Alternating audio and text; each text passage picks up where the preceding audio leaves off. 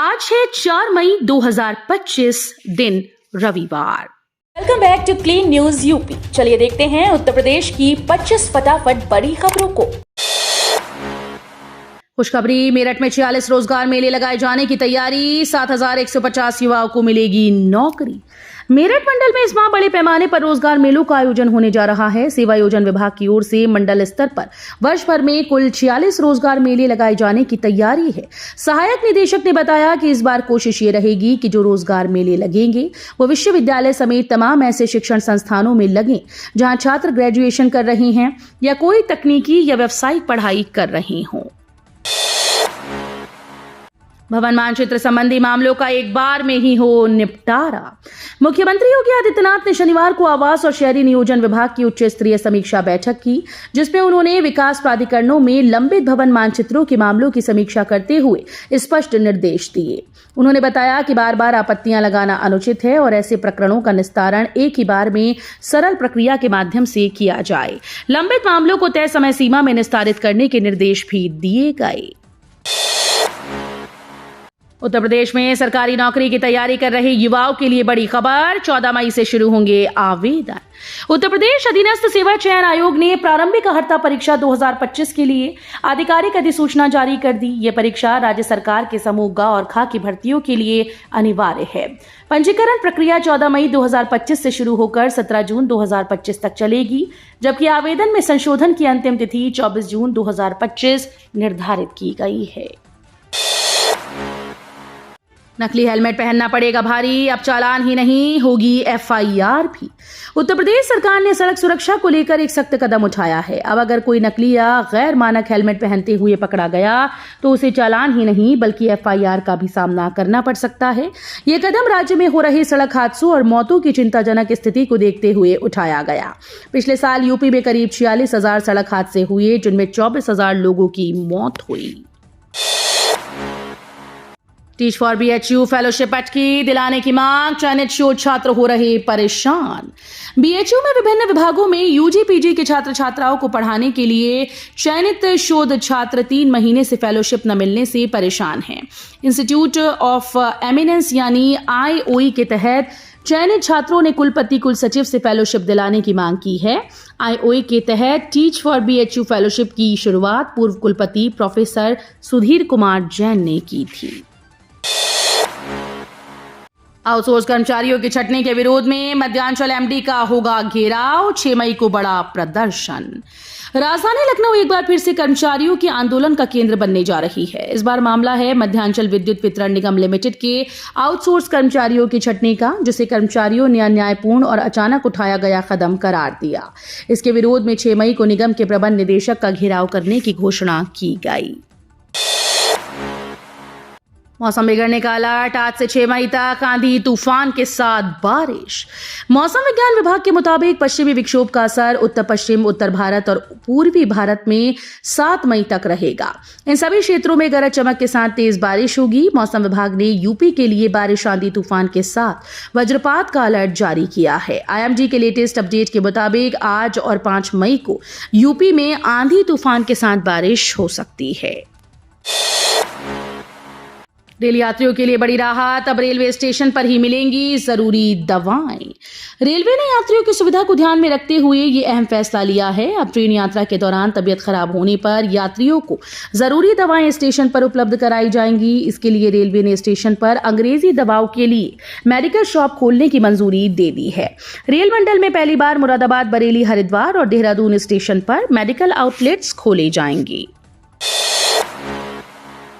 UP के office factories में कामकाजी महिलाओं के लिए ये नियम हुआ अनिवार्य। प्रदेश सरकार ने शी बॉक्स पोर्टल के माध्यम से शिकायत निवारण प्रणाली को मजबूत किया है। सीएम योगी आदित्यनाथ की मीडिया सेल से जारी विज्ञप्ति में बताया गया कि प्रदेश सरकार ने यह सुनिश्चित किया है कि प्रदेश के सभी 75 जिलों में ये व्यवस्था लागू हो। जहां 10 या उससे अधिक कर्मचारी कार्यरत हैं, वहां आंतरिक समिति का गठन अनिवार्य है। योगी सरकार लाई नई आवासीय योजनाएं, लखनऊ, कानपुर और मेरठ। योगी सरकार 12 नगरों में नई आवासीय परियोजनाएं लाने की तैयारी कर रही है। इसमें राजधानी लखनऊ के साथ झांसी, बरेली, अलीगढ़, सहारनपुर, आगरा, कानपुर, मथुरा, मुरादाबाद, बुलंदशहर, गाजियाबाद और मेरठ परियोजनाएं शामिल हैं। योगी ने कहा कि मुख्यमंत्री शहरी विस्तार योजना के तहत परियोजनाओं को चरणबद्ध रूप से जून से दिसंबर तक प्रारंभ किया जाए। यूपी के 12 जिलों को जोड़ने वाले गंगा एक्सप्रेसवे में पहली बार विदेशी तकनीक।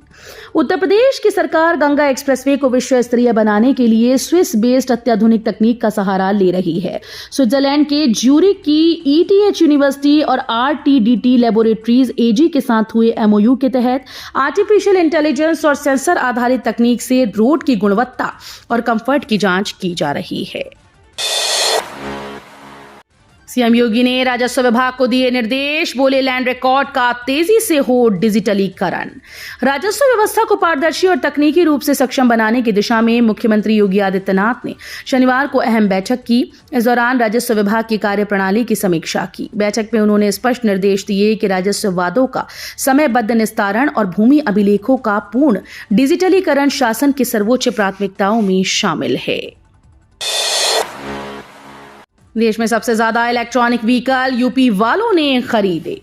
पेट्रोल डीजल के बढ़ते दाम और प्रदूषण की चिंताओं के बीच पर्यावरण को लेकर जागरूकता से देश भर में लोग इलेक्ट्रिक व्हीकल की ओर शिफ्ट होने लगे हैं।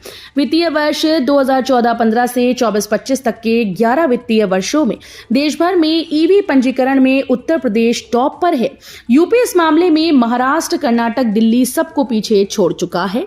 महाराष्ट्र दूसरे नंबर पर है। जातिगत आंकड़ों से बदलेगी मुस्लिम राजनीति, यूपी में नई समीकरण की आहट। जाति आधारित जनगणना को लेकर देश भर में हलचल है, लेकिन इसका सबसे गहरा असर उत्तर प्रदेश जैसे बड़े और राजनीतिक रूप से संवेदनशील राज्य में दिखने की संभावना है। पहली बार ऐसा होने जा रहा है कि मुस्लिम समाज की विभिन्न जातियों जैसे पसमानदा, अंसारी, मंसूरी, कसाई, कुंजड़ा, सैफी, राई, हजाम की गणना अलग अलग की जाएगी। इससे सामाजिक न्याय की बहस सिर्फ हिंदू समाज तक सीमित न रहकर मुस्लिम समुदाय की भी परतें खोलेगी। डीएम के कड़े एक्शन से मचा हड़कंप, बंद होंगे 163 स्कूल और मदरसे, FIR दर्ज कराने के निर्देश। बेसिक शिक्षा विभाग की जांच में 163 अवैध स्कूल और मदरसे चिन्हित किए गए। जिलाधिकारी ने संबंधित तहसीलों के तहसीलदार, BEO और थाना अध्यक्ष को ऐसे स्कूल व मदरसों को बंद कराने के आदेश जारी किए, जिससे इन अवैध स्कूल्स और मदरसों के संचालकों में हड़कंप मच गया है। बेसिक शिक्षा विभाग इन स्कूल और मदरसों को बंद करने के लिए पिछले वर्ष से ही कवायद शुरू की थी। अयोध्या राम मंदिर परिसर में होगा पंचवटी का निर्माण। भगवान राम के मंदिर का निर्माण लगभग पूर्ण हो चुका है। दिसंबर 2025 में राम मंदिर में संपूर्ण निर्माण कार्य पूर्ण करने का लक्ष्य रखा गया। अब राम जन्मभूमि परिसर में 60% भूमि पर हरियाली डेवलप की जानी है, जिसको लेकर पंचवटी उद्यान बनाए जाने की तैयारी है। आपको बता दें कि एयरपोर्ट का रखरखाव करने वाली संस्था GMR कंपनी के द्वारा राम मंदिर परिसर में 8 एकड़ भूमि पर पंचवटी उद्यान बनाया जाएगा। सीएम योगी ने आवास और शहरी नियोजन विभाग की समीक्षा बैठक की। 2 साल में बन जाएगा विश्व स्तरीय कन्वेंशन सेंटर। राजधानी लखनऊ में शनिवार को मुख्यमंत्री योगी आदित्यनाथ ने आवास और शहरी नियोजन विभाग की समीक्षा बैठक की। इसमें उन्होंने विकास प्राधिकरणों में लंबित भवन मानचित्रों के मामलों की जानकारी ली।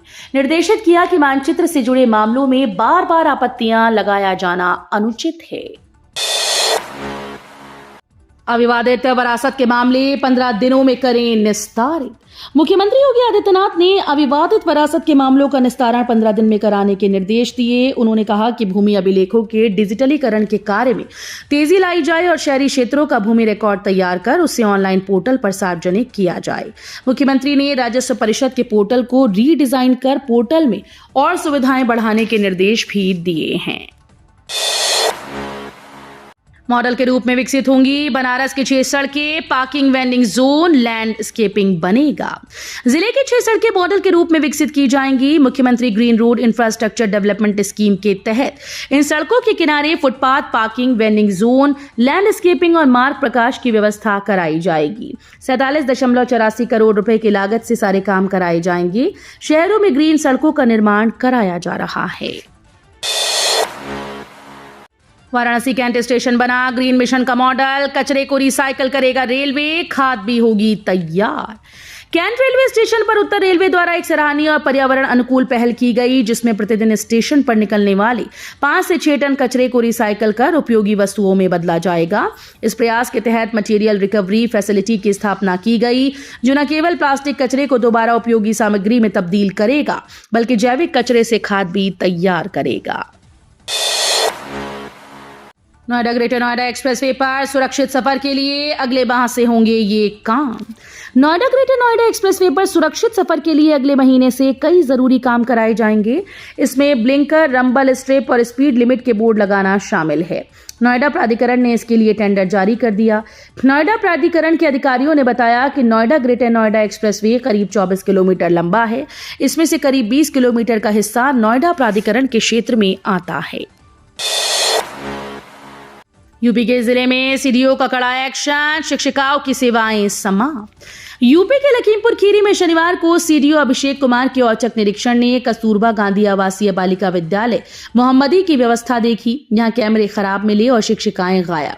निरीक्षण के दौरान पाया गया कि शिक्षिका प्रतिभा द्विवेदी 3 से 4 महीनों से बिना किसी सूचना के अनुपस्थित है। पूर्व में नोटिस दिए जाने के बावजूद उनकी उपस्थिति सुनिश्चित नहीं हो सकी। ओपी राजभर ने सपा पर साधा निशाना, कहा ये जब मुसलमानों के नहीं हुए तो राजभरों के क्या होंगे। सुहेलदेव भारतीय समाज पार्टी के संस्थापक और राष्ट्रीय अध्यक्ष गाजीपुर जिले के जहूराबाद विधानसभा से विधायक, उत्तर प्रदेश सरकार में पंचायती राज, अल्पसंख्यक कल्याण, वक्फ और हज विभाग के कैबिनेट मंत्री ओम प्रकाश राजभर ने समाजवादी पार्टी पर जमकर निशाना साधा और तंज कसा। ओम प्रकाश राजभर ने कहा कि समाजवादी पार्टी 4 बार सत्ता में रही, तब इनको महापुरुष याद नहीं आए। राजभर महाराज सुहेलदेव की बात हो, चाहे बाबा साहब भीमराव अंबेडकर की, चाहे छत्रपति साहू जी महाराज की, चाहे पंडित दीनदयाल उपाध्याय की, कोई महापुरुष इनको याद नहीं आया। भारत से तनाव के बीच पाकिस्तान ने किया बैलिस्टिक मिसाइल का परीक्षण। पहलगाम में हुए आतंकी हमले के बाद भारत और पाकिस्तान के बीच तनाव बढ़ गया है। इस बीच पाकिस्तान ने शनिवार को 450 किलोमीटर की दूरी वाली सतह से सतह पर मार करने में सक्षम बैलिस्टिक मिसाइल का सफल परीक्षण करने का दावा किया। इस बैलिस्टिक मिसाइल का नाम अब्दाली है, जिसका परीक्षण पाकिस्तान ने एक्सरसाइज इंडस के तहत सोन मियानी रेंज में किया। जलेसर नगर पालिका अध्यक्ष ने सीएम योगी से की मुलाकात। जलेसर नगर पालिका परिषद के अध्यक्ष गौरी वर्मा और चेयरमैन प्रतिनिधि संजीव वर्मा ने शनिवार को लखनऊ में मुख्यमंत्री योगी आदित्यनाथ जी से मुलाकात की। बैठक में नगर के विकास के लिए 20 करोड़ रुपए के विशेष पैकेज की मांग की गई। मुलाकात के दौरान जनप्रतिनिधियों ने क्षेत्र की प्रमुख समस्याओं को मुख्यमंत्री के समक्ष रखा। इसमें बिजली कटौती और स्वच्छ पेयजल की समस्या शामिल थी। नगर के मुख्य मार्गों का निर्माण, रोडवेज बसेस का संचालन और प्रकाश व्यवस्था जैसे मुद्दों पर भी चर्चा हुई। तो ये थी आज की 25 फटाफट बड़ी खबरें। अगर आपको न्यूज पसंद आई हो तो वीडियो को लाइक और शेयर जरूर करें। धन्यवाद।